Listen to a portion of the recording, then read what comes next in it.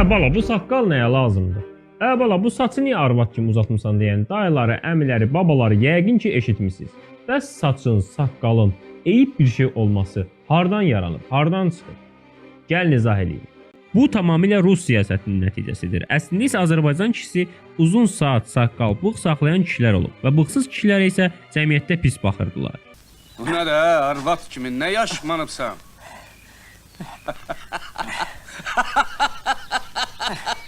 Bu, Göktürklərdən Qaçaq Nəbiyə qədər belə idi, ta ki Ruslar gələnə kimi. Bu səbəbdən Çar Rusiyası və Sovet Qafqazda yeni bir kişi görüntüsü formalaşdırmağa başladı. Üzü tüksüz, tərtəmiz, saç isə qısa və ya keçəl. Bu, imperiyaya tabe, sistemli, intizamlı kişini simvolizə edirdi. Saçsız, saqqalsız kişi müasir və mədəni, saqqallar isə avara və üsyançı sayılırdı. Məktəblərdə, zavodlarda dövlət işində saqqal qadağan edilirdi.